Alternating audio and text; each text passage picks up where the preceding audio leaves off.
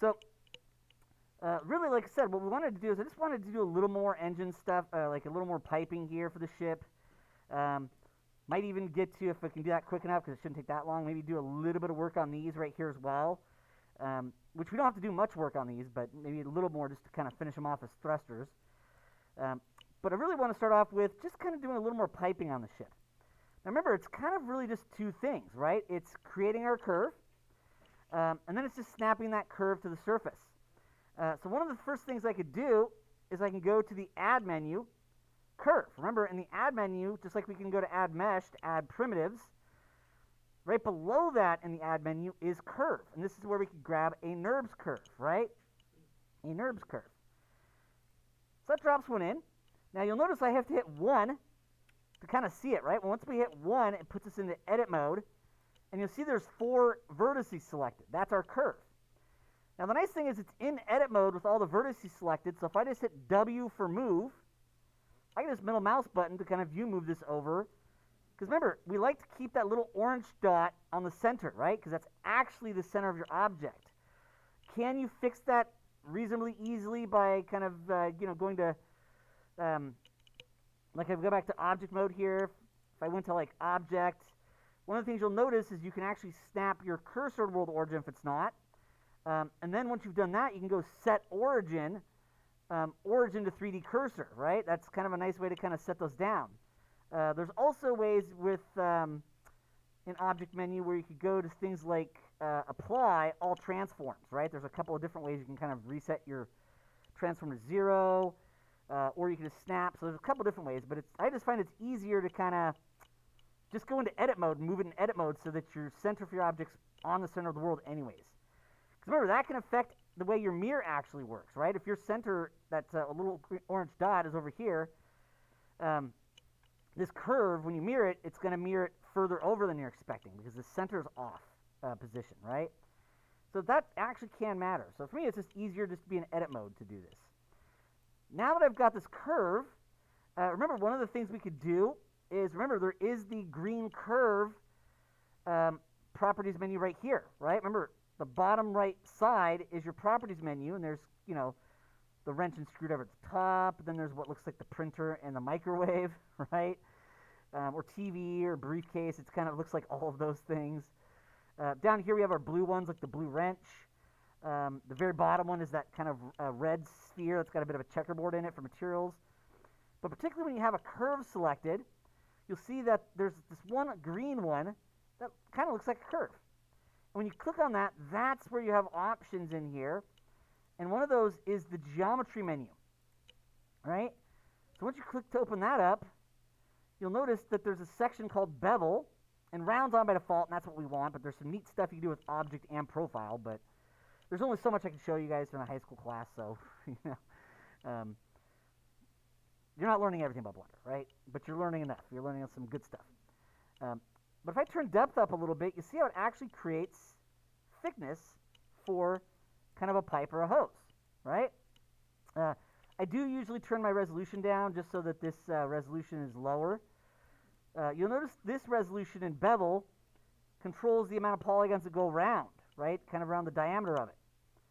2 is usually a good number for that. But also way at the top here in the shape section, there's a resolution preview also, right? That can control that. There's actually one in the area in the active spline that also gives you some controls if you want to play with them. There's another area too. For me, I just usually go right up to resolution preview. I just find it's kind of already in that area, and it gives you some quick controls. It just makes the polygon count less for this. So that gives us our curve. Now, here's one of the things that, remember, you can actually do with this. You don't even have to use the snap to face feature, right? If I just select some verts, and I turn my move tool on,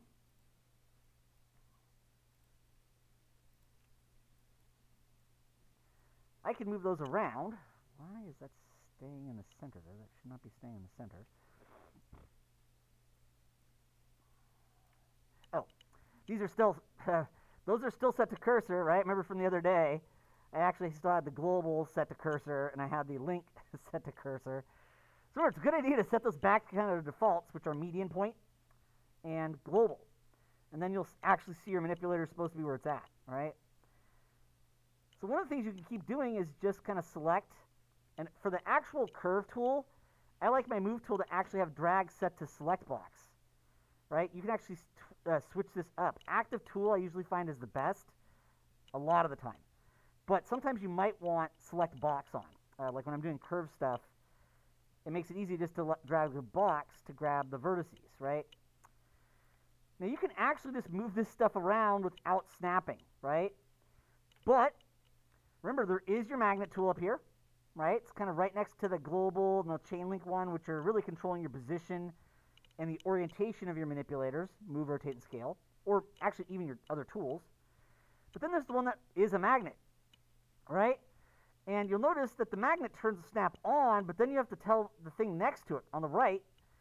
If you click on that, that actually you're telling it what to snap to. Edges, vertices, faces, edge center, increment can be used with absolute grid snap for proper grid snapping. We want face. The defaults should be fine, but there's some cool things you can turn off and on here, but usually the defaults are fine a lot of the time. And then you'll see when you go to move this, you'll notice your vertices, as you start to move them, will start to snap to the faces, right? So snap to face really gives you the ability to snap this directly on to your surface. Now you'll notice that you might need to move this over here a little bit more, right? If there's too much of a gap between these points, it kind of looks like it cuts through stuff. And remember, we have our extrude tool right here, extrude. It's that one right there, although it does use the same quick key that regular polygon extrude does, Control E. And I could easily just kind of, middle mouse click, although remember the white circle will do view extrude also. And so you see how I could easily just kind of extend this out with just more extrusions.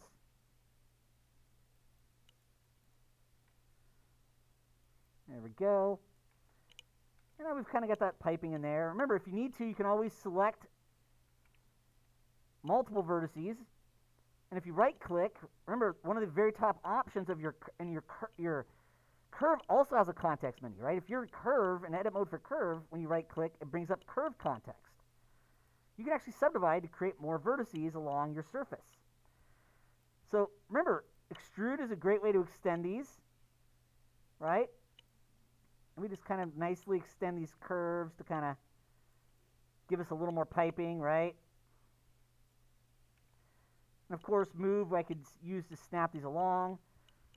And at any point, if you don't want to use snap anymore, you don't have to. You can turn snap off.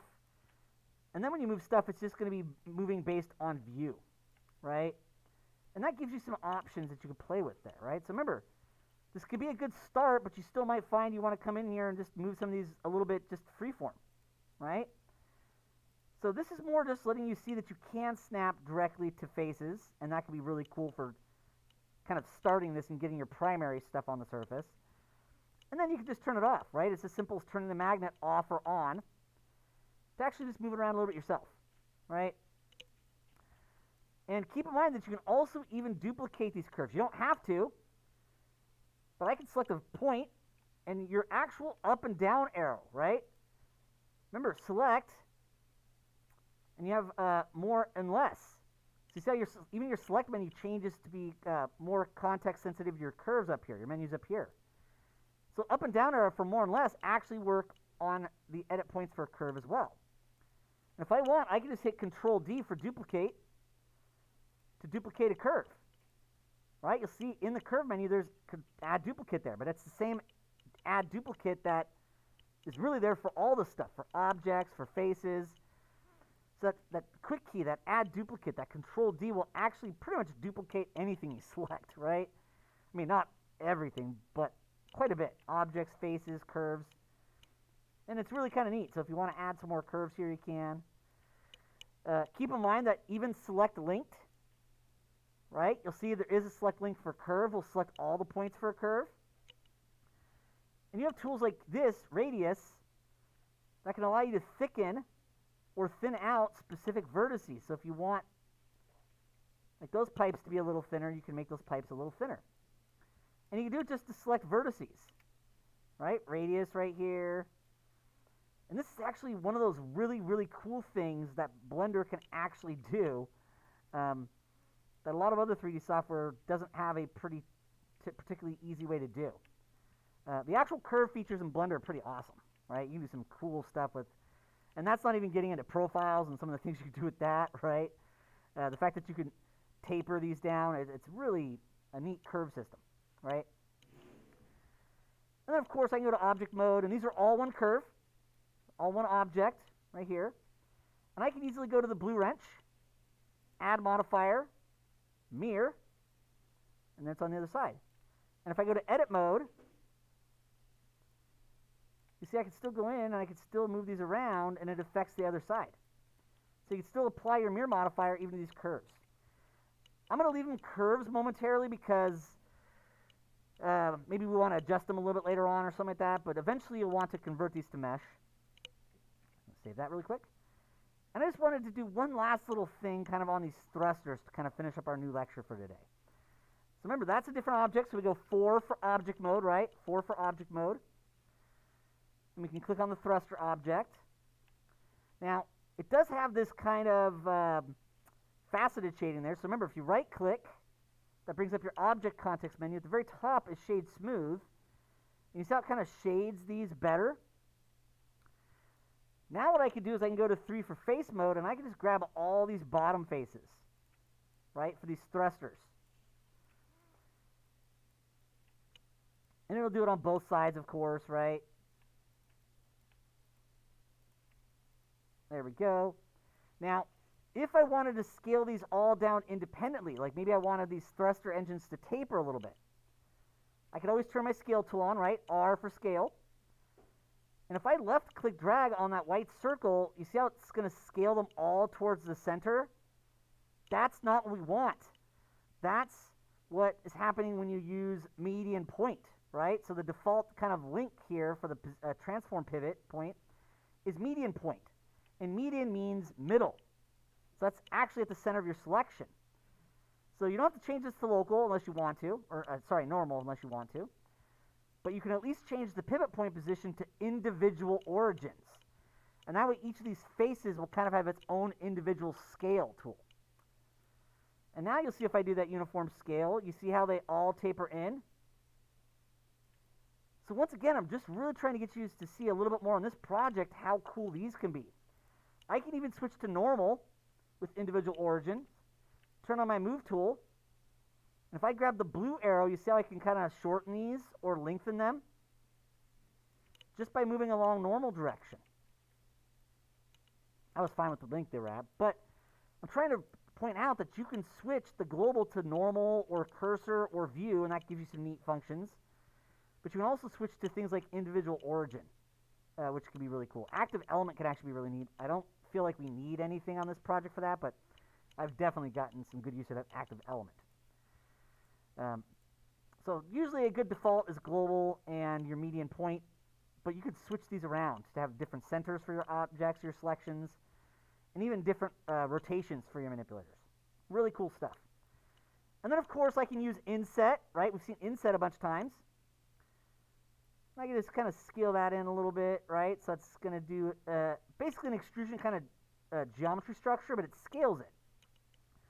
And then, of course, I can right-click to pick that extrude faces along normals to kind of extrude those in. And now you see we have that little bit of kind of an engine there. But once again, that was stuff we've actually seen before, right? So none of this was actually new, just kind of really taking advantage of that extrude face along normals feature, the inset feature, reminding that you can actually set your transform pivot point, which is this kind of chain link looking icon, to individual origins, which kind of treats each one individually, which is neat. And then, of course, just our curve stuff and our snap to faces features. Just trying to get you kind of these last little finishing parts here. We're just about done modeling this guy. We're going to kind of come in and actually apply our mirror and subdivisions. We'll do a little bit of segmentation stuff on it, just to give some kind of parts to the ship, if you will. We'll see that later this week, though. But now we can see we've added some piping. We've got our thrusters fully done. I just kind of wanted to get us to that point today. All right, that'd be a great place to stop.